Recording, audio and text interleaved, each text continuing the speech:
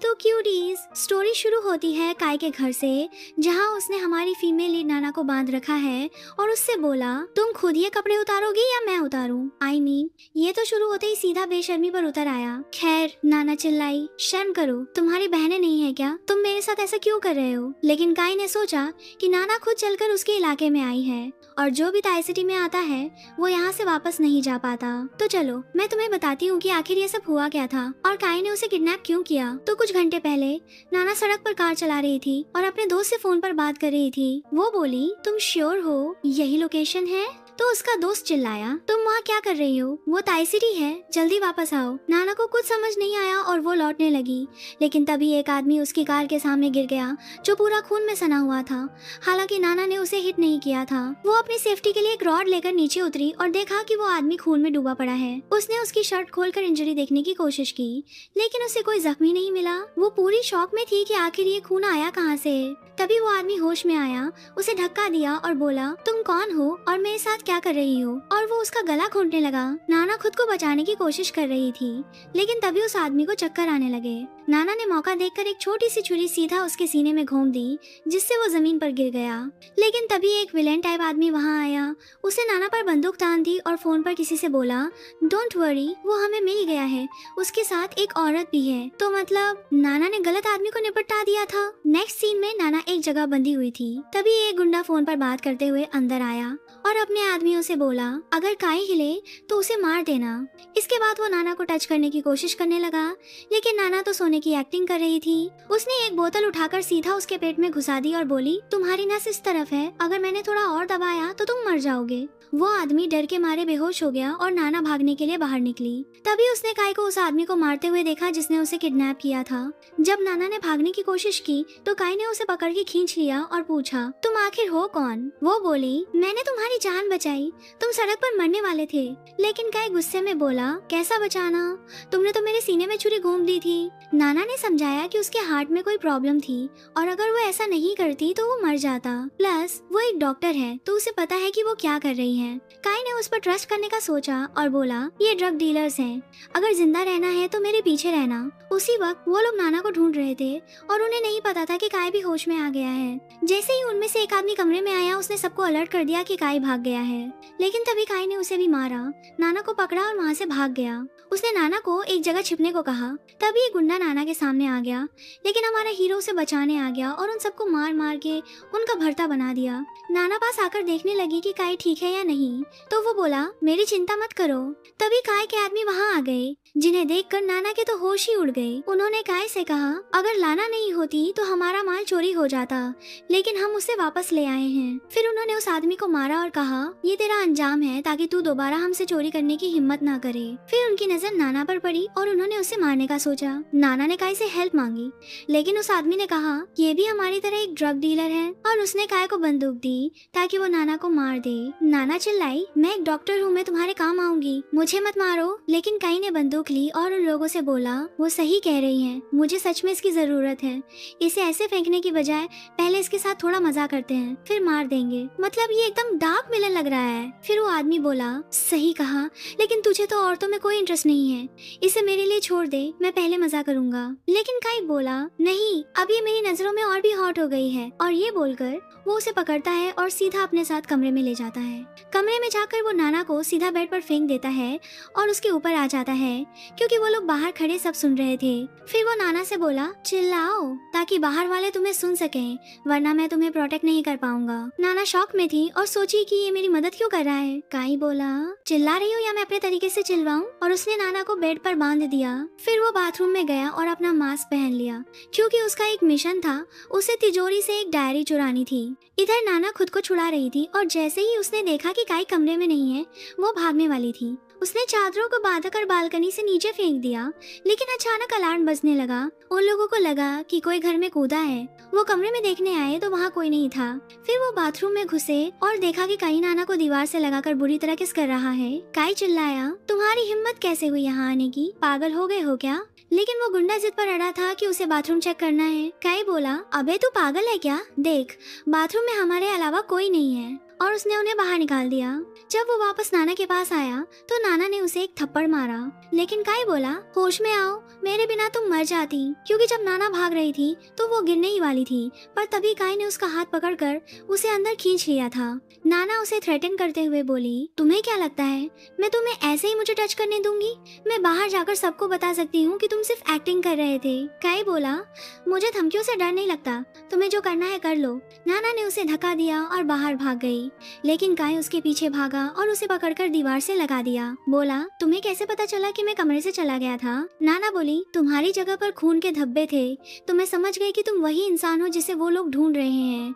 तुम मुझे यहाँ से जाने में हेल्प करो, मैं किसी को कुछ नहीं बताऊंगी, लेकिन अगर तुमने मुझे यहाँ कैद रखा तो मैं सबको बता दूंगी कि डायरी तुमने ही चुराई है। लेकिन हमारे हीरो को उसका ये टोन बिल्कुल पसंद नहीं आया। वो बोला, तुम्हें क्या लगता है मैं डर जाऊंगा? नाना बोली, हाँ डरोगी, क्योंकि वो तुम्हें एक पल में मार सकते हैं। तो या तो हम साथ में जिएंगे या हम सब साथ में मरेंगे। काई कुछ देर चुप रहा और बोला, तुम्हारी बात में दम है, लेकिन मुझे कोई मजबूर करे ये मुझे पसंद नहीं। फिर उसने नाना के पैर में एक बॉम्ब वाला ब्रेसलेट पहना दिया और बोला, अगर तुमने इसे निकालने की कोशिश की तो ये फट जाएगा और इसका रिमोट सिर्फ मेरे पास है। अब दिखाओ अपनी होशियारी और यहाँ से भागकर दिखाओ। जब नाना ने उससे वो रिमोट छीनने की कोशिश की तो उसने उसे अपने सीने से लगा लिया और फिर धक्का दे दिया। सच तो ये था कि काई को अंदर से बुरा लग रहा था कि वो उसके साथ इतना रफ हो रहा है, लेकिन उसे कंट्रोल करने का यही एक तरीका था। बाद में जब काई सो रहा था, नाना ने सोचा यही मौका है और वो दबेबांग उसकी जेब से वो रिमोट चुराने लगी। लेकिन काई की आँख खुल गई। उसने नाना का हाथ पकड़ा और बोला, तो तुम मेरे साथ गेम्स खेल रही हो, लेकिन तुम्हारी ये स्टूपिड ट्रिक्स मुझ पर नहीं चलेंगी। नाना घबरा कर बोली, नहीं नहीं, मैं तो बस नहाने जा रही थी। तो काई ने उसे जाने दिया और अपनी एक शर्ट दी। जब वो वापस आई तो काई की तो आंखें ही उस पर टिक गईं, क्योंकि शर्ट बहुत छोटी थी। वो धीरे धीरे उसके करीब आने लगा। नाना डर के मारे पीछे हटने लगी। उसे लगा अब ये कुछ करेगा, लेकिन काई ने अपनी जैकेट उतारी और उसकी कमर पर बांध दी। आओ, सो प्रोटेक्टिव। तभी उसने बाहर गुंडे की आवाज सुनी और वो जल्दी से बाहर चला गया। जैसे ही वो लोग अंदर आए, उन्होंने नाना से बोला, क्या वो तुझे छोड़कर चला गया? चलो अब हम तुमसे इंटेरोगेशन करेंगे। और वो उसे टॉर्चर करने के लिए ले गए। वो गुंडा उससे पूछने लगा कि काई कल रात कमरे से बाहर गया था या नहीं। नाना ने बोला कि वो पूरे दिन उसके साथ था, लेकिन उस गुंडे को ट्रस्ट नहीं हुआ। वो बोला, मुझे पता है तुम इतनी आसानी से नहीं बोलोगी, इसीलिए मैं तुम्हारे लिए एक इंजेक्शन लाया हूँ जो तुम्हें सेकंडों में सब कुछ उगलवा देगा। नाना दरवाजे की तरफ देख रही थी, लेकिन वो बोला, वो तुझे बचाने नहीं आएगा, तू तो बस एक लड़की है जिसके साथ वो टाइम पास कर रहा है।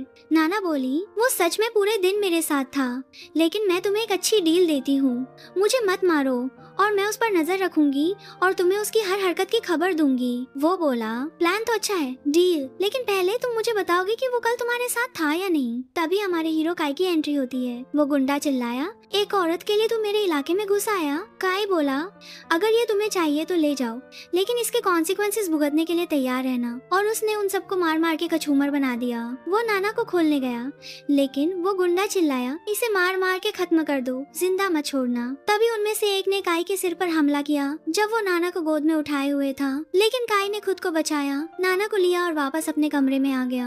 नाना पूरी हैरान थी कि वो उसे बचाने क्यों आया। उसने कहा, देखो मैंने उन्हें तुम्हारे बारे में कुछ नहीं बताया, मैंने झूठ बोला और तुम्हारी साइड ली, प्लीज अब मुझे खोल दो। काई ने उसे खोलने का सोचा।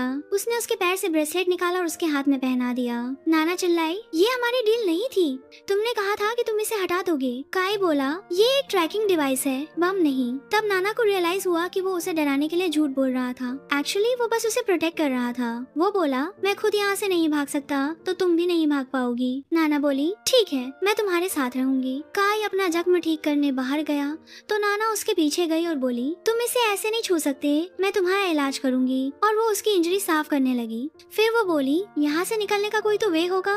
लेकिन काई बोला, तुम मुझ पर इतना ट्रस्ट क्यों कर रही हो, तुम्हें मुझसे डर नहीं लगता? नाना बोली, नहीं, जबकि वो असल में पीछे हट रही थी। काई अचानक उसके एकदम करीब आया तो वो एक कदम पीछे हो गई। वो बोला, क्यों नहीं डरोगी, मैं एक स्ट्रेंजर हूँ। लेकिन नाना बोली, जो इंसान मुझे प्रोटेक्ट कर रहा है मैं उससे कभी नहीं डर सकती।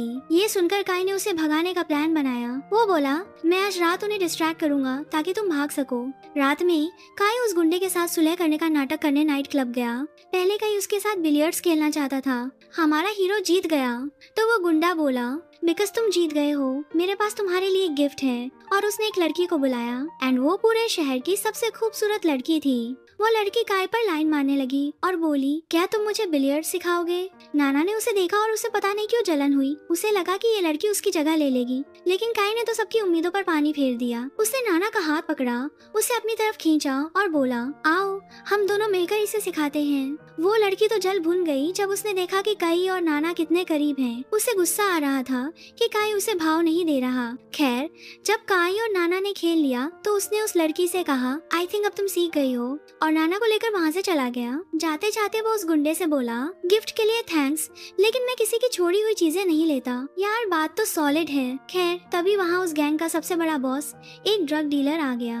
नाना उसे जानती थी क्योंकि उसने उसे अपनी माँ को मारते हुए देखा था। उसे देखकर नाना सहम गई और डरकर बाथरूम में भाग गई। जाहिर है वो भागना चाहती थी क्योंकि उसे डर था कि कहीं वो उसे पहचान न ले, लेकिन वो गुंडा बाथरूम के बाहर उसका इंतजार कर रहा था और बोला, कहाँ जा रही हो किटी कैट? नाना बोली, मुझसे दूर रहो, अगर काय को पता चला तो वो तुम्हें बर्बाद कर देगा। वो बोला, नहीं, मैंने उसके ड्रिंक में ड्रग्स मिला दी हैं, तो वो तुम्हें बचाने नहीं आ पाएगा।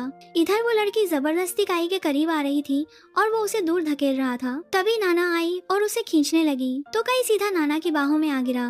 नाना उसे ले जाने वाली थी कि दूसरा गुंडा आया और बोला, मेरे साथ अपनी डील मत भूलना। पता चला कि नाना ने उससे कहा था कि अगर तुम मुझे यहाँ से निकलने दोगे तो मैं तुम्हें वो फ्लैश ड्राइव दूंगी जिसे तुम ढूंढ रहे हो। अगले दिन एक बड़ी प्रॉब्लम हो गई। उस ड्रग डीलर ने काय को बुलाया और कहा कि उसे काय के कमरे में एक फ्लैश ड्राइव मिली है जिसमें उसकी रिकॉर्डिंग है। काय ने ब्लेम से बचने की कोशिश की, ये मेरी नहीं है, लेकिन फिर उन्होंने नाना को बुलाया और उसने कन्फेस कर लिया कि उसे ये फ्लैश ड्राइव काय के कमरे में मिली है। काय चिल्लाया, तो तुम मुझे धोखा दे रही हो, धोखेबाज। फिर नाना ने उस गुंडे से पूछा कि क्या वो उसे बाहर निकालेगा। मैंने वो सब किया जो तुमने मांगा था, अब मुझे बाहर निकालो। लेकिन वो हंसकर बोला, कैसा बाहर निकालना स्वीटी, फॉरगेट इट। नाना ने पासा पलट दिया और ड्रग डीलर से कहा, इसी गुंडे ने मुझे ये फ्लैश ड्राइव दी थी और कहा था कि मैं इसे काय के कमरे में रख दूं ताकि ब्लेम उस पर आए। ड्रग डीलर अपने आदमी पर चिल्लाया, तो ये सब तेरी करतूत है? वो बोला, नहीं, ये लड़की झूठी है, और वो उसे मारने वाला था, लेकिन काय ने उसका हाथ पकड़कर उसे रोक दिया और बोला, दूर हट, ये मेरी लड़की है, मैं इसे खुद सजा दूंगा, और उसे गोद में उठाकर बाहर ले गया। जब वो उसे कमरे में ले गया तो उसने उसे बिस्तर पर फेंक दिया और बोला, तुम एक्टिंग में बहुत अच्छी हो। और फिर आता है एक बिग ट्विस्ट। पता चला कि ये सब उन दोनों का मिला जुला प्लान था ताकि काय पर से सारा ब्लेम हट जाए। काय बोला, क्या तुम जैसी सभी खूबसूरत लड़कियां इतनी अच्छी एक्टिंग करती हैं? नाना उठी और उससे पूछा, मैं समझ नहीं पा रही, तुम अच्छे इंसान हो या बुरे? काय ने बताया कि वो आज रात भागने वाला है और उसने नाना को भी अपने साथ ले जाने का सोचा। नाना बोली, तुम्हें डर नहीं लगता कि अगर उन्हें पता चला तो तुम्हारा क्या होगा? काय बोला, क्यों, तुम्हें मेरी फिक्र हो रही है? नाना ने ऐसे दिखाया जैसे उसे कोई फर्क नहीं पड़ता, लेकिन वो उसके और करीब आया, उसे पकड़ के घेर लिया और बोला, मानोगी कि तुम्हें मेरी फिक्र है या नहीं? नाना बोली, बिल्कुल नहीं, तुम मेरे लिए कुछ भी नहीं हो। काय बोला, अच्छा है, मैं चाहता हूँ कि तुम ऐसी ही रहो, किसी की परवाह मत करो और सिर्फ खुद पर फोकस करो। लेकिन यार, रात में तो सीन ही पलट गया। नाना ने देखा कि वही गुंडा उसके कमरे में घुस आया है। वो बोला, फाइनली उसने तुझे मेरे हवाले कर ही दिया, अब तुम मुझसे नहीं बच पाएगी। नाना चिल्लाई, तुम झूठ बोल रहे हो। उसे बिल्कुल यकीन नहीं हो रहा था, पर वो उसे अटैक करने लगा। इधर काई उसी ड्रग डीलर के साथ बैठकर ड्रिंक्स ले रहा था। डीलर बोला, उस लड़की को उस गुंडे के पास भेज दे, वो किसी काम की नहीं है। काई उठकर जाने लगा, लेकिन डीलर ने उसे रोक दिया और बोला, या तो ये लड़की या हमारे बीच की डील और काम, चॉइस तेरी है। काई बेचारा बैठ गया, उसे समझ ही नहीं आ रहा था कि क्या करे। जैसे ही डीलर नशे में टल्ली हुआ, काई ने बाथरूम जाने का बहाना बनाया, पर वो बाथरूम नहीं जा रहा था गाइस। उसने पूरी बिल्डिंग की पावर कट कर दी, अपनी टोपी और मास्क पहना और सीधा नाना को बचाने भागा। लेकिन जब वो अंदर पहुंचा तो उसके तो होश ही उड़ गए। उसने देखा कि वो गुंडा जमीन पर पड़ा है और उसकी आंख फूटी पड़ी है क्योंकि नाना ने रेजर से उसकी आंख पर हमला कर दिया था। काई ने उससे पूछा, वो कहाँ गई, बोल। वो बोला, तू कौन है? तो काई ने उसकी दूसरी आंख भी फोड़ दी ताकि वो फिर कभी देख ही ना सके, और फिर वो नाना को ढूंढने बाहर भागा। उस वक्त नाना ने उस गुंडे की बंदूक उठा ली थी और एक क्लिफ की तरफ भाग रही थी ताकि पानी में कूद सके, लेकिन तभी काई पहुंच गया और बोला, रुको, काम डाउन। नाना चीखी, दूर रहो, तुमने भी मुझे बिट्रे किया जबकि मैंने तुम पर ट्रस्ट किया था। काई बोला, नहीं, जो हुआ वो एक मिसअंडरस्टैंडिंग थी, मुझे एक्सप्लेन तो करने दो। लेकिन नाना ने बिना सोचे समझे उसे कंधे पर शूट कर दिया और पानी में कूद गई। नेक्स्ट सीन में हॉस्पिटल में जब नाना की आंख खुली तो उसने एक नर्स को अपने पास देखा। उसे कुछ फील नहीं हो रहा था तो वो फिर से सो गई। उसने सपना देखा कि काय उसे मारने आ रहा है। वो इस नाइटमेयर से जागी तो बाहर फायरवर्क्स हो रहे थे। नर्स आई और उसे हैप्पी न्यू ईयर बोलकर एक सेब दिया। दिया, लेकिन नाना को सिचुएशन थोड़ी वियर्ड लग रही थी। जैसे ही वो बाहर निकली उसने देखा कि नर्स बेहोश पड़ी है। वो फौरन छिप गई क्योंकि वो समझ गई थी कि ये एक ट्रैप है। जिन गुंडों ने उसे किडनैप किया था वो उसे मारने और अपने दोस्त की आंख का रिवेंज लेने आए थे। वो जल्दी से लिफ्ट की तरफ भागी और वो लोग उसके पीछे नहीं आ पाए। जैसे ही वो बाहर निकली उसे सिक्योरिटी गार्ड की ड्रेस में एक आदमी मिला। उसने उसे सब कुछ बताया कि कुछ लोग उसके पीछे पड़े हैं। वो बोला, मेरे साथ रहो, मैं तुम्हें यहाँ से बाहर निकाल दूंगा। लेकिन ऑब्वियसली वो भी उसी गैंग का था। नाना ने ये तब नोटिस किया जब उसने उसकी पीठ पर टैटू देखा। उसने उसे धक्का दिया और भागी, लेकिन वो रूफटॉप तक उसके पीछे आ गया। नाना ने उसे मारने के लिए एक डंडा उठाया और जैसे ही वो पास आया उसने उसे मारा, लेकिन उस आदमी का शरीर तो जैसे लोहे का था, उसे कुछ हुआ ही नहीं। वो रेलिंग की तरफ भागी तो उसने उसे पकड़ लिया और उसका गला घोंटने लगा जब तक कि उसकी आंखों के सामने अंधेरा नहीं छा गया। जब उसकी आंख खुली तो उसने अपने सामने काय को पाया। उसने उससे भागने की कोशिश की लेकिन भाग नहीं पाई तो उसने सीधा उसे एक स्लैप मार दिया। ऑनेस्टली गाइस, लड़के ने उसे कुछ नहीं किया था, उसे बचाने का यही रिवॉर्ड मिला। वो बेचारी शुरू से ही गलत समझ रही थी। खैर, काय गुस्से में बोला, अगर मैं नहीं होता तो तुम रूफटॉप पर मर चुकी होती। मैंने तुम्हें बचाया और तुम मुझे ये सिला दे रही हो। नाना चिल्लाई, तुमने मुझे बचाया क्यों? मुझे वहीं मरने देते। तुम्ही ने तो मुझे पहले उनके हवाले किया था। पर यार, ये लड़की भी पागल है। वो उसे मिलियन बार बोल चुका है कि ये एक मिसअंडरस्टैंडिंग थी और उन्होंने उसे किडनैप किया था। अपनी अच्छाई प्रूफ करने के लिए काय ने उसे उसके जूते पहनाए और बोला, मैं तुम्हें पुलिस स्टेशन ले जा रहा हूँ ताकि तुम उनके खिलाफ रिपोर्ट कर सको और अपने घर वापस जा सको। पुलिस स्टेशन के सामने नाना हैरान थी कि वो उसकी हेल्प क्यों कर रहा है। वो बोली, तुम्ही ने तो कहा था कि मैं सिर्फ खुद पर फोकस करूं।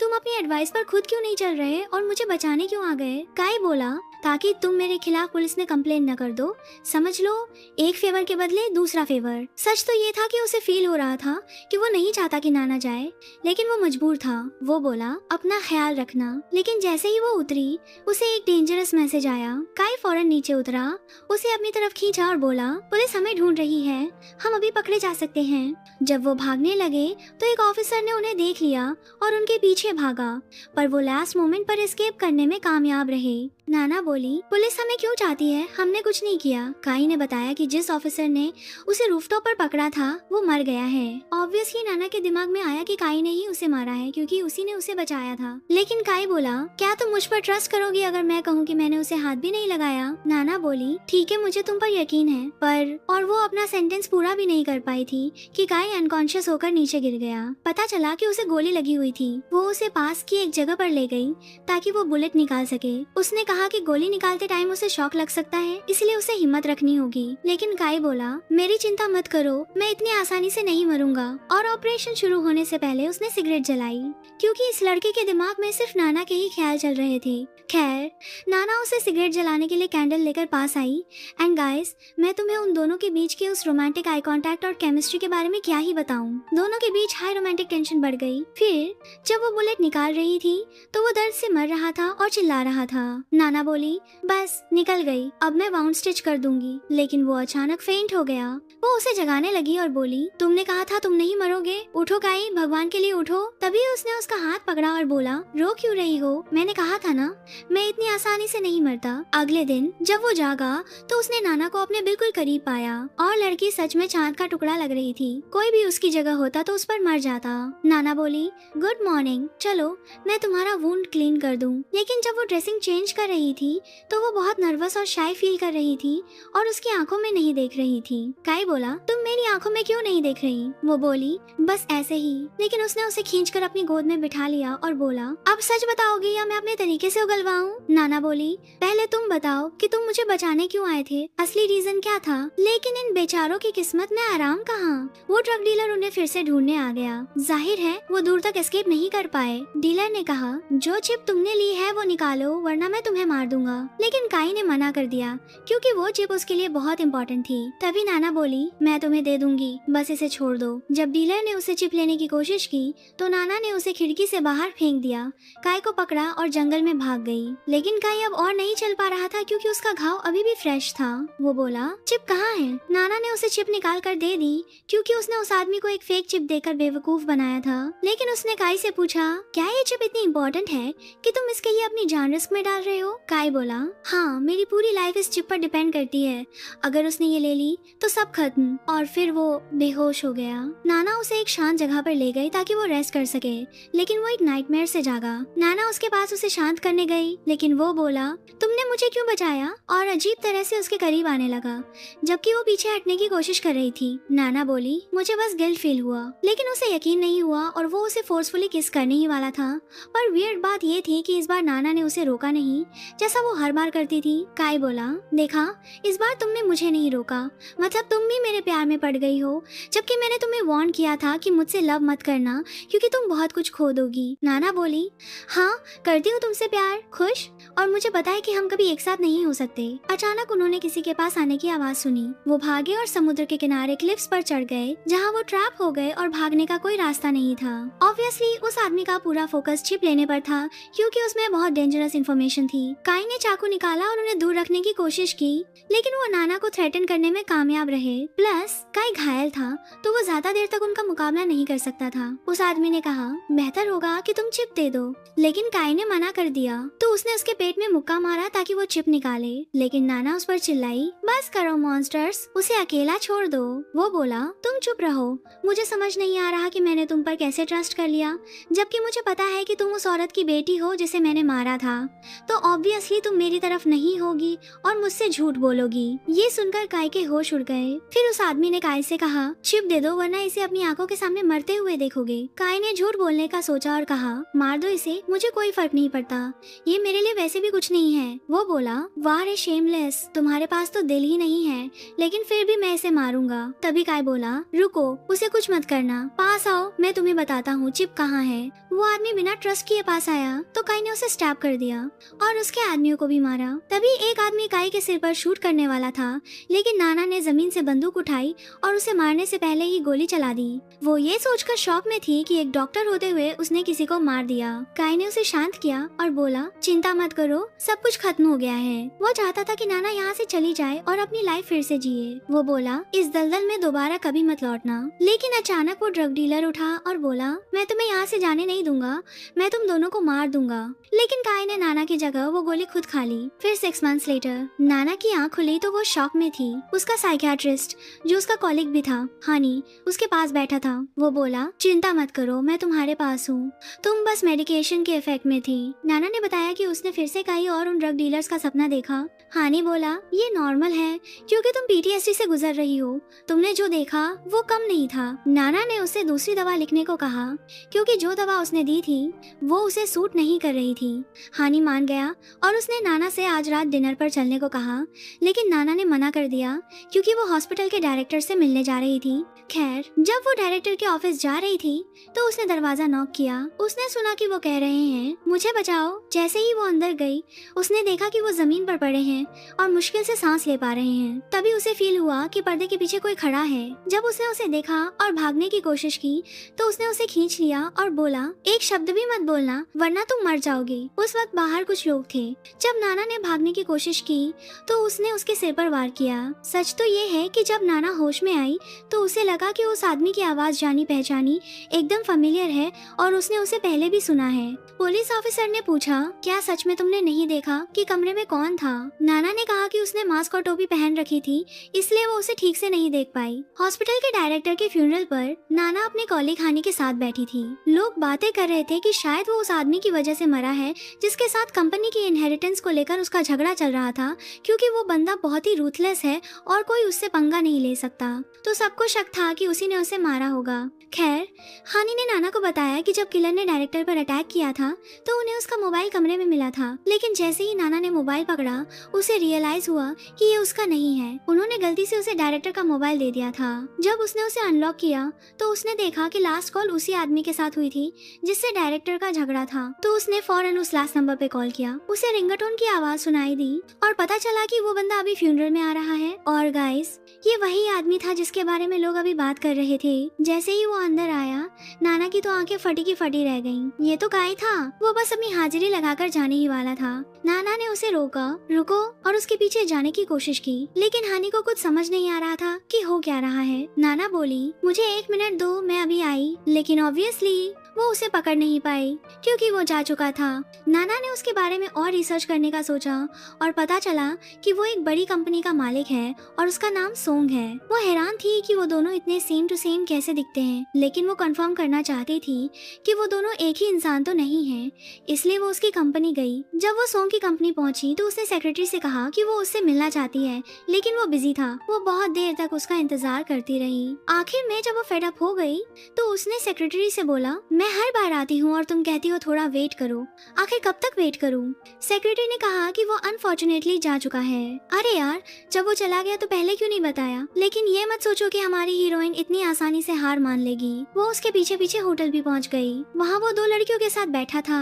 उसे देखकर ऐसा लगा कि उसे कोई परवाह ही नहीं है। अब वो बड़ा आदमी बन गया है, लड़कियों के साथ घूम रहा है। खैर, नाना ने उससे कहा, तुम मुझसे कब तक भागते रहोगे? मुझे तुमसे बात करनी है। लेकिन उसने ऐसे एक्ट किया जैसे वो उसे जानता ही नहीं और बोला, तुम हो कौन और मुझसे क्या चाहती हो? नाना बोली, मैं जानना चाहती हूँ कि मेरे हॉस्पिटल के डायरेक्टर से तुम्हारा क्या रिलेशन है, क्योंकि मरने से पहले उनकी आखिरी कॉल तुम्हारे साथ थी। उसने लड़कियों को जाने के लिए कहा और बोला, मेरे और उस आदमी के बीच वर्क रिलेशन था तो बात करना नॉर्मल है, बस कोइंसिडेंस से वो उस वक्त मर गया, ये मेरी गलती नहीं है। और वो बात खत्म करने के लिए उठने लगा, लेकिन नाना ने उसे रोक दिया और कहा, मैं एक आदमी को जानती थी जिसका नाम काय था। उसने मुझे ड्रग डीलर से बचाया था जिनके साथ वो काम करता था। क्या तुम वही हो? वो हंसने लगा और बोला, तुम्हारा मतलब है कि मैं एक ड्रग डीलर हूँ?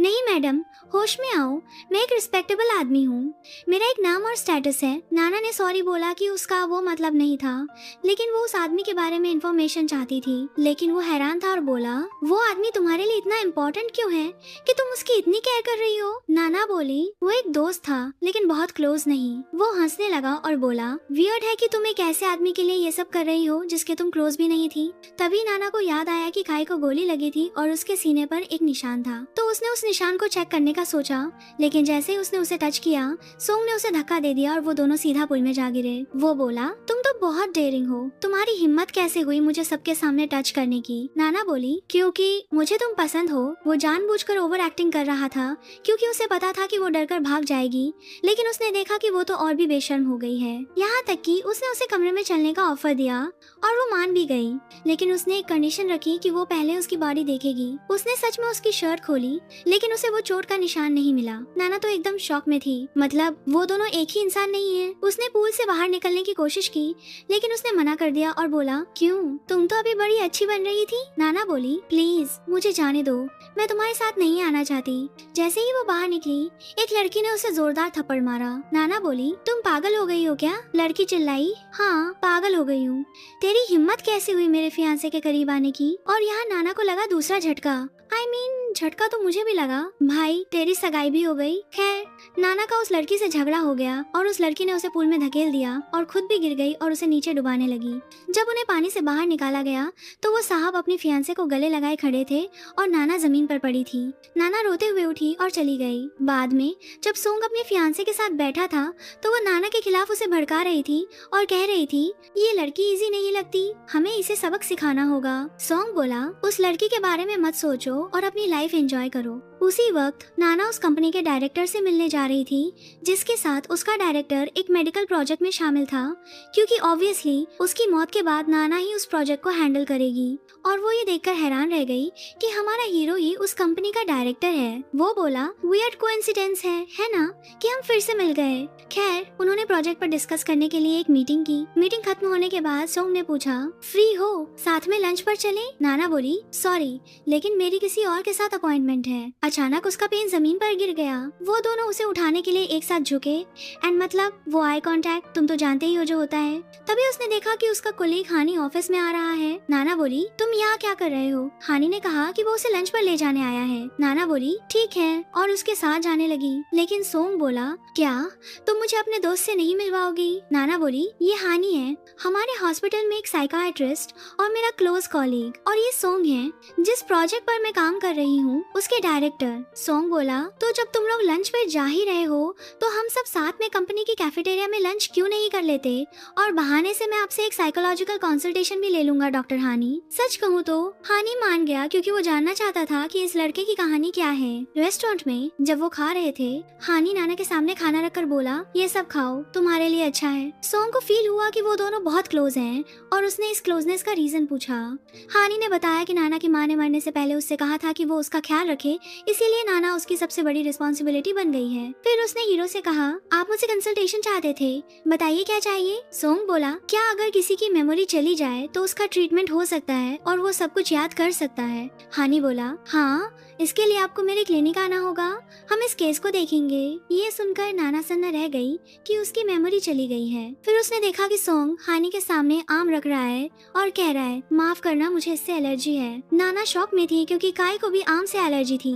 जब वो घायल था और उसने नाना से कहा था कि वो उसे खा ले, नाना सन्न होकर बाथरूम में गई और सारे डॉट्स कनेक्ट करने की कोशिश करने लगी। उसे एक डेविलिश आइडिया आया और उसने सोचा कि वो कंपनी के स्टोर रूम में जाए, शायद वहाँ कुछ मिल जाए। लेकिन कोई अंदर आ रहा था और उसे लगा कि स्टोर रूम में कोई है। वो डरकर छिपी रही कि कहीं पकड़ी ना जाए। लेकिन सोंग वहाँ आ गया और ऐसे एक्ट किया जैसे वो उसके करीब आ रहा है ताकि सिक्योरिटी गार्ड को उस पर शक ना हो कि वो यहाँ कुछ चुराने आई है। उसने उनसे कहा, तुम लोग कौन हो, कन्फेस करो इससे पहले कि मैं पुलिस को बुलाऊं। जब सिक्योरिटी ने हीरो को देखा तो उसने माफी मांगी और कहा, मुझे माफ कर दीजिए सोंग सर, और जल्दी से चला गया। खैर, सोंग ने नाना से कहा, तो क्या अब तुम्हारे पास इसका कोई एक्सप्लेनेशन है कि यहाँ क्या हो रहा है और तुम यहाँ क्या कर रही हो। नाना बोली, प्लीज मुझे जाने दो, मुझे जाना है। लेकिन उसने मना कर दिया और बोला, कहाँ जा रही हो, जब भी मैं तुमसे बात करने आता हूँ तुम कहती हो कि तुम्हें जाना है, नहीं तुम नहीं जाओगी। नाना को वो आदमी याद आ गया जो उसे डायरेक्टर के ऑफिस में थ्रेटन कर रहा था और बोली, ये तुम हो है ना, तुम ही हो जिसने डायरेक्टर को मारा है। लेकिन उसे समझ नहीं आया कि वो किस बारे में बात कर रही है और बोला, नॉनसेंस बंद करो। नाना कंफ्यूज होकर चली गई और इस बारे में सोचने लगी। अचानक उसे अपने आसपास अजीब लोग फील हुए और एक मास्क पहना आदमी उसके करीब आ रहा था। उसने फोन पर बात करने का नाटक किया ताकि वो डर जाए, लेकिन वो दो लोग थे। नाना बोली, मुझे अकेला छोड़ दो, मैंने अपने दोस्त को फोन कर दिया है और उसने पुलिस को बुला लिया होगा। लेकिन उन्होंने उससे फोन छीन लिया और उसे तोड़ दिया। तभी सोंग अपनी कार से आया, नीचे उतरकर उसे बचाया और अपने साथ ले गया। जब वो कार में बैठी तो बोली, तुम यहाँ क्या कर रहे हो, ये जरूर कोई कोइंसिडेंस नहीं है और ये लोग भी अचानक नहीं आए। लेकिन उसने हैरानी से जवाब दिया, ऑब्वियसली मेरा यहाँ आने का कोई प्लान नहीं था और मैं इन लोगों को नहीं जानता। लेकिन वो उसे हिंट दे रही थी कि उसे उस पर शक है। सोंग बोला, देखो मैं तुम्हें कैसे प्रूव करूं, मुझे नहीं पता, लेकिन ठीक है, तुम्हें जो सोचना है सोचो, मैं खुद को डिफेंड नहीं करता रहूंगा क्योंकि तुमने अपने दिमाग में जो है उसी पर यकीन करने की ठान ली है। और फिर नाना डिसाइड करती है कि वो हॉस्पिटल के डायरेक्टर की मौत की और इन्वेस्टिगेशन करेगी। वो अपने दोस्त को बोलती है कि उसे गैरेज के कैमरे की फुटेज चाहिए। उन्होंने एक कार स्पॉट की जो एंट्रेंस के ठीक सामने थी, मतलब जो भी यहाँ आता जाता है उस कार का कैमरा उसे रिकॉर्ड करता है। उन्हें बस उस कैमरे तक पहुँचना था। तो नाना की दोस्त अपनी ब्यूटी का यूज करने का प्लान बनाती है ताकि वो लोग अंदर जा सकें। गैरेज में उसके दोस्त ने एक्ट किया जैसे उसके पैर में मोच आ गई है ताकि सिक्योरिटी गार्ड उसकी हेल्प करने लगे और नाना अंदर घुस जाए। लेकिन दूसरे सिक्योरिटी गार्ड ने उसे देख लिया और उसका पीछा किया। नाना ने देखा कि एक कार की लाइट ऑन है तो वो जल्दी से उसमें बैठ गई और उसके मालिक से बोली, प्लीज मुझे 1 मिनट के लिए यहाँ छिपने दो। लेकिन गाइस, कार का मालिक सोंग निकला। वो बोला, वियर्ड नहीं है कि तुम मेरी कार में इस तरह से घुस रही हो। नाना को समझ नहीं आ रहा था कि कहाँ जाए और क्या करे, तो वो सीधा उसकी गोद में छिप गई ताकि गार्ड उसे देख ना पाए। आई मीन सीधा गोद में। यहाँ तो अलग ही सीन चल रहा है। जैसे ही गार्ड गया, नाना बोली, लगता है मुझे तुम्हारी हेल्प की जरूरत पड़ेगी क्योंकि तुम्हारी कार ही वो है जिसे मैं ढूंढ रही थी और इसने जरूर इंसिडेंट के वक्त सब कुछ रिकॉर्ड किया होगा क्योंकि तुम इसे हमेशा यही पार्क करते हो। लेकिन सोंग बोला, तुमसे किसने कहा कि मैं तुम्हारी हेल्प करूंगा? मैंने हाँ नहीं बोला। नाना बोली, अगर तुम हाँ नहीं कहोगे तो इसका मतलब है कि तुम भी इस क्राइम में शामिल हो। लेकिन सोंग बोला, मैंने तुम्हें मिलियन बार कहा है, मैं खुद को प्रूव नहीं करूंगा ऐसी चीज के लिए जिसमें मेरा हाथ नहीं है। नाना बेचारी होप खोकर उतर गई। नेक्स्ट सीन में हॉस्पिटल में नाना के पास एक पेशेंट आता है जिसके सिर पर चोट लगी थी। जब वो उसका ट्रीटमेंट कर रही थी तो उसने वही टैटू देखा जो उन ड्रग डीलर्स की बॉडी पर था और उसके तो होश ही उड़ जाते हैं। वो उसके खिलाफ रिपोर्ट करने ही वाली थी, लेकिन वो उसके पीछे आकर उसे दीवार से सटा दिया और उसका गला घूंटने लगा। लगा, पर लकीली हमारा हीरो उसे बचाने आ गया और पूछा तुम ठीक हो। लेकिन अचानक वो आदमी नाना को मारने के लिए उठा तो हीरो ने उसकी जगह वो मार खा ली। वो आदमी भाग गया। नाना उसके पीछे भागने वाली थी, लेकिन सोंग बोला कहाँ जा रही हो, पागल हो गई हो क्या, वो तुम्हें फिर से हर्ट कर सकता है। और उसने सिक्योरिटी को उसे पकड़ने के लिए बुलाया, लेकिन उन्होंने कहा कि वो भाग गया और वो उसे पकड़ नहीं पाए। फिर नाना उसे छोड़कर ट्रीटमेंट करने के लिए ले गई। उसे समझ नहीं आ रहा था कि सोंग हमेशा राइट टाइम पर कैसे पहुंच जाता है और उसे बचा लेता है। सोंग बोला क्या हुआ, सैड क्यों हो, तुम्हें मेरी फिक्र हो रही है। नाना को उसकी वही बातें याद आ गईं जो उसने मेमोरी लॉस से पहले कही थी, जब वो उसकी हेल्प करता था और वो परेशान हो जाती थी क्योंकि वो हर बार उसकी जगह चोट खाता था। नाइट क्लब में वो अपने दोस्त के साथ बैठी थी और सब चिल था, लेकिन उसकी दोस्त बाथरूम गई। तभी वेटर आया और उसके सामने शैंपेन रख दी। कुछ ही सेकंड में उसे चक्कर आने लगे। वेटर आया और बोला चलो मैं तुम्हें होश में आने में हेल्प करता हूँ, लेकिन उसने उसे धक्का दिया और बाथरूम की तरफ भागी। तभी हमारा हीरो वहाँ खड़ा था और वो सीधा उसकी बाहों में जा गिरी। ये लड़का तो भूतिया साई की तरह है, इसके पीछे हर बार कहीं से भी टपक पड़ता है, ऑब्वियसली क्योंकि वो जानती थी कि कोई उसके पीछे है। उसने कहा प्लीज मेरी हेल्प करो, लेकिन सोंग बोला और मैं तुम्हारी हेल्प क्यों करूं। नाना बोली मैं तुम्हें वो सारी इन्फॉर्मेशन दूंगी जो तुम जानना चाहते हो, बस अभी मेरी हेल्प करो। वो उसे अपने साथ घर ले गया। बाद में उसने उन लोगों को फोन किया और पूछा तुमने उसे क्या पिलाया था। पता चला कि उसी ने उन्हें ऐसा करने के लिए कहा था, लेकिन उसे नहीं पता था कि वो उसे इतनी स्ट्रॉन्ग चीज दे देंगे कि वो अपने होश में ही न रहे। यहाँ तक कि उसने उसे होश में लाने के लिए बाथटब में डाल दिया, लेकिन नाना को पता ही नहीं था कि वो क्या कर रही है। अब यार तुम बाथरूम में ऐसी रेड लाइट लगाकर रखोगे तो बेचारी बहकेगी ही ना। अगले दिन जब वो जागी तो उसे उस पर शक हुआ और बोली ये जरूर तुम्हारी वजह से हुआ है, तुमने अपने आदमियों को मुझे यहाँ लाने के लिए कहा। लेकिन सोंग बोला प्रूफ करो जब तुम इतनी श्योर हो। नाना बोली बहुत इजी है, मैं यहाँ से निकलूंगी और पुलिस के पास जाऊंगी, लेकिन ऑब्वियसली वो उसे इतनी आसानी से जाने नहीं देगा। नाना बोली मेरी दोस्त कल मेरे साथ थी, अगर मैं गायब हो गई तो वो पुलिस को बताएगी। तभी उसका मोबाइल बजा। उसने हानि को जवाब दिया तो सोंग ने उससे मोबाइल छीन लिया और बोला सीखो, जब तुम एक मर्द के साथ खड़ी हो तो दूसरे मर्द को जवाब नहीं देते। उसने सोचा ये कब से इतना पॉजेसिव हो गया। खैर उसने उससे मोबाइल लेने की कोशिश की, लेकिन ले नहीं पाई तो उसने उसे छोड़ दिया, रख लो खुश रहो, और कमरे से बाहर चली गई। लेकिन वो जल्दी से वापस आई और डेस्क के नीचे छिप गई। सोंग डेस्क के पास आया और बोला तुम पागल हो क्या, बाहर निकलो। लेकिन उसने देखा कि उसकी टॉक्सिक फियांसे आ रही है, तो वो समझ गया कि नाना क्यों छिपी है और मैडम उसके लिए खाना लेकर आई थी। जब वो उसे टेबल पर रख रही थी तो उसने मोबाइल गिरा दिया। वो उसे उठाने के लिए झुकी, लेकिन सोंग बोला तुम रहने दो मैं उठाता हूँ, और उसे उठाने के लिए झुका ताकि वो नाना को ना देख ले, और उसे मोबाइल दे दिया। बाद में सोंग नाना को हॉस्पिटल छोड़ने गया, लेकिन वो उसका मोबाइल वापस नहीं दे रहा था जब तक कि वो उसे ये ना बता दे कि वो काई और उन ड्रग डीलर्स को क्यों ढूंढ रही है। तभी उसकी दोस्त फोन कर रही थी। नाना ने मोबाइल छीनने की कोशिश की, लेकिन उसने मना कर दिया और कॉल उठाकर स्पीकर पर डाल दिया ताकि वो सुन सके कि वो क्या कहेगी। उसने सुना कि वो कह रही है कहाँ है तू लड़की, मैंने वेटर से सुना कि तुम कल रात सोंग के साथ चली गई थी, कहीं तुम उसके प्यार में तो नहीं पड़ गई। तुमने तो कहा था कि वो तुम्हारा टाइप नहीं है, या तुम मुझसे झूठ बोल रही थी। वो उसकी बातों पर हंसने लगा और उसे मोबाइल दे दिया। वो बोला सीरियसली तुम्हारा टाइप नहीं हूँ, तो फिर तुम्हारा टाइप कौन है। नाना बोली तुम बहुत इरिटेटिंग हो, चुप रहो। लेकिन उसने फिर से पूछा कि वो ड्रग डीलर्स को क्यों ढूंढ रही है। नाना चिल्लाई क्योंकि वो मेरी माँ के किलर्स हैं। खुश आप। तभी हानि दरवाजा नॉक कर रहा था। सोंग ने उसके लिए कार का दरवाजा खोला और वो गुस्से में उतर गई। हानि ने पूछा तुम ठीक हो, उस लड़के ने तुम्हारे साथ कुछ किया। वो उस पर चिल्लाई वो मेरा कुछ नहीं बिगाड़ सकता। बाद में जब वो स्टोर रूम में थी, कुछ गुंडे उसे हर्ट करने आए। ये उसकी टॉक्सिक फियांसे ने भेजे थे, लेकिन नाना ने उन्हें थ्रेटन किया कि वो उन्हें रिकॉर्ड कर रही है और अगर उन्होंने उसे चोट पहुंचाने की सोची तो वो रिकॉर्डिंग वायरल कर देगी। लेकिन अचानक किसी ने स्टोर रूम में आग लगा दी और ये वो गुंडे नहीं थे। वो जल्दी से बाहर भाग गए और उसे वहीं छोड़ गए। इधर हीरो के पास उसकी सेक्रेटरी ने उसे बताया कि हॉस्पिटल के पास उनका स्टोर रूम जल रहा है। वो जल्दी से उस तबाही को रोकने भागा। उस वक्त हानि नाना को बचाने गया था, लेकिन जब उसने धुआं देखा तो वो अंदर जाने से डर गया और बोला चिंता मत करो, फायर ब्रिगेड और एम्बुलेंस अभी आ रही हैं। अबे तो तू किस काम का है। लेकिन हमारा हीरो एक ट्रू वॉरियर डरा नहीं और उसे बचाने अंदर घुस गया और वो कायर हानी बाहर खड़ा बस देखता रहा। हॉस्पिटल में जब नाना की आंख खुली तो उसने हानी को अपने पास पाया। वो बोला, तुमने मुझे डरा दिया था। नाना ने पूछा, मुझे यहाँ कौन लाया? हानी बोला, ऑब्वियसली मैं। अगर मैं नहीं होता तो तुम उस आग से बाहर नहीं निकल पाती। और उसने झूठा क्रेडिट ले लिया कि उसने उसे बचाया है। फिर वो उसे गले लगाने के लिए आगे बढ़ा, जबकि नाना शॉक में थी कि हीरो उसे देखने नहीं आया। लेकिन उसने देखा कि हीरो बाहर खड़ा है। हानी बोला, अगर तुम ऐसे ही चुप रही तो मैं समझूंगा कि तुम हमारे रिश्ते के लिए रेडी हो। लेकिन नाना ने हीरो को अंदर आने के लिए आवाज दी और हानी से उन्हें अकेला छोड़ने को कहा। जैसे ही वो बाहर गया, नाना बोली, मैं अच्छी तरह जानती हूँ कि तुम्हें पता है कि मेरी माँ को मारने वाला ड्रग डीलर कहाँ है। तुम्हें मुझे उसके पास ले जाना होगा, वरना मैं पुलिस को बता दूंगी। सॉन्ग उसकी हेल्प करने के लिए मान गया।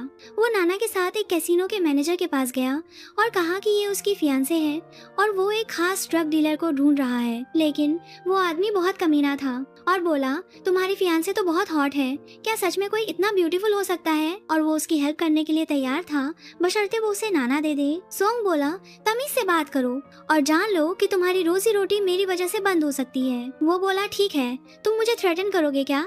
मैं तुम्हें जहाँ तुम चाहते हो वहाँ ले जाऊंगा। और वाकई वो उन्हें उस ड्रग डीलर के पास ले गया। लेकिन आखिर में ये एक ट्रैप निकला। वो उन्हें उस गुंडे के पास ले गया था जिसकी आंख नाना ने फोड़ दी थी। वो गुंडा बोला, तुम्हारी बहुत याद आई। मैं तो उस दिन का सपना देख रहा था जब मैं तुमसे मिलूंगा और अपना बदला लूंगा। लेकिन हीरो को याद नहीं था कि वो किस बारे में बात कर रहा है। गुंडा बोला, अब याद आएगा जब तुम अपनी फियांसे को बंधा हुआ देखोगे। तुम्हारे पास दो ऑप्शंस हैं, या तो इनमें से एक को मारो और दूसरी को लेकर यहाँ से चले जाओ, या तुम सब साथ में मरोगे। और उसने उसे डिसाइड करने के लिए एक बंदूक दी। उसने बंदूक अपनी फियांसे की तरफ तानी और हेजिटेट कर रहा था। अचानक उसने बंदूक नाना की तरफ कर दी, लेकिन वो उस पर गोली नहीं चला पा रहा था। लेकिन तभी नाना के कंधे पर एक गोली लगी। ये गोली उस गुंडे की बंदूक से निकली थी। हीरो गुस्से में पागल हो गया और उस गुंडे और उसके आदमियों को मार मार के कचूमर बना दिया, जब तक कि पुलिस नहीं आ गई और उन्हें अरेस्ट कर लिया। तो नेक्स्ट सीन में नाना अभी भी हॉस्पिटल में अनकॉन्शियस थी। और यहाँ हमें पता चलता है गाइस कि हमारा हीरो असल में पुलिस के लिए एक अंडरकवर एजेंट है और ये सब पुलिस को क्रिमिनल्स को पकड़ने में हेल्प करने के लिए कर रहा था। उसका ऑफिसर उसे बोलता है, तुम्हें नाना से दूर रहना होगा ताकि तुम उसे दोबारा खतरे में ना डालो। और सच में वो उससे दूर हो जाता है और अपनी फियांसे से शादी करके उसे पूरी तरह भूलने का डिसाइड करता है। एक दिन कैसीनो में नाना रोज जाती थी ताकि वो उस ड्रग डीलर के असिस्टेंट का इंतजार कर सके कि शायद वो यहाँ आए। और सच में एक बार वो आया। वो उसके पीछे भागी। हीरो भी उसी जगह था। वो उसे कोई बेवकूफी करने से रोकने के लिए उसके पीछे भागा। लेकिन जब वो सड़क पर पहुंचे तो उस आदमी को एक कार ने टक्कर मार दी और वो खून में लथपथ था। नाना ने उसे बचाने की कोशिश की और बोली, तुम सच बताने से पहले नहीं मर सकते। लेकिन वो मर चुका था।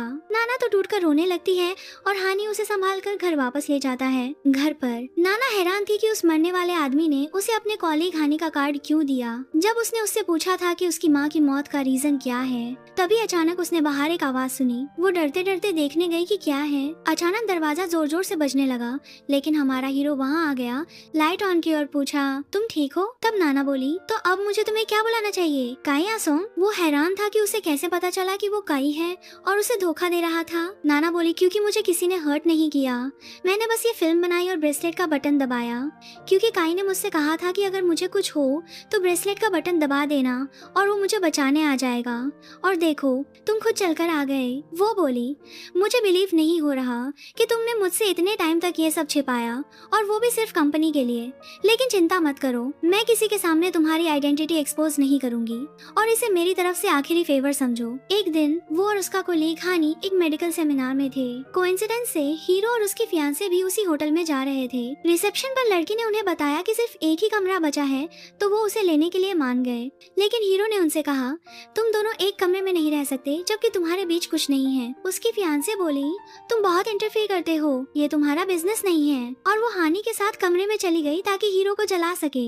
अब भाई तुम अपनी फियांसे के साथ होटल में चिल करने आए हो और इस बात से जल रहे हो कि नाना हानी के साथ एक ही कमरे में रहेगी। कमरे में हानी नहा रहा था। नाना ने उसका लैपटॉप खोला और उसमें फ्लैश ड्राइव लगाई ताकि वो उससे इंफॉर्मेशन निकाल सके। लेकिन जब उसे लगा कि वो बाहर आने वाला है तो उसने जल्दी से फ्लैश ड्राइव निकाल ली। वो बाहर आया और उसके करीब आने की कोशिश करने लगा, लेकिन नाना ने काम का बहाना बनाकर उसे दूर कर दिया। वो बोला, मैं तुम पर ज्यादा वेट नहीं करूंगा, बेहतर होगा कि तुम जल्द से जल्द मेरे पास आ जाओ।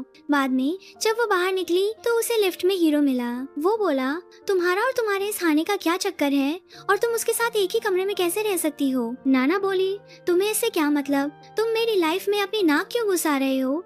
अपनी फियांसे पर फोकस करो तो बेहतर होगा। और वो लिफ्ट से बाहर निकल गई। हानि उसका इंतजार कर रहा था, लेकिन हीरो तो डिसाइड करता है कि अब माहौल में आग लगानी ही पड़ेगी। उसने नाना को अपनी तरफ खींचा और हानि के सामने ही उसे बुरी तरह से किस करने लग जाता है। हानि उन्हें रोकने के लिए पागलों की तरह लिफ्ट की तरफ भागता है, लेकिन डोर ठीक टाइम पर बंद हो जाता है। फिर हीरो नाना से बोलता है, अगर तुम मुझसे लव नहीं करती तो तुमने मुझे रोका क्यों नहीं? नाना ने उसे एक थप्पड़ मारा और सोचा कि वो अपने कमरे में वापस नहीं जाएगी, क्योंकि हानि के साथ रहना डेंजरस है, खासकर जब उसे पता चल गया है कि वो उसकी माँ की मौत में शामिल है। लेकिन जब वो जा रही थी तो उसने हानि को हीरो की फियांसे के साथ खड़े देखा। वो कह रहा था, बेहतर होगा कि तुम अपने आदमी को कंट्रोल में रखो। मैं उसे दोबारा नाना के आसपास नहीं देखना चाहता। ये तुम्हें आखिरी चांस दे रहा हूँ। तभी हीरो ने फौरन नाना को खींचा, इससे पहले कि कोई उन्हें देख ले, और उसे अपने कमरे में ले जाता है। वो बोला, मुझे लगता है अब ये क्लियर है कि हानि तुम्हारे लिए खतरा है। बेहतर होगा कि तुम उससे दूर रहो और आज रात मेरे कमरे में रुको। लेकिन वो चुपचाप बैठने वाली नहीं थी, क्योंकि वो जानना चाहती थी कि हानि उसकी माँ की मौत का रीजन कैसे था। वो हॉस्पिटल गई और पता चला कि वहाँ एक फ्लोर बंद है, जहाँ हानि और उसके आदमियों के अलावा कोई नहीं जाता। जब वो अंदर गई तो उनमें से एक ने उसे पकड़ लिया और पूछा, तुम कौन हो? वो जल्दी से भाग गई, इससे पहले कि वो उसे पकड़ पाता।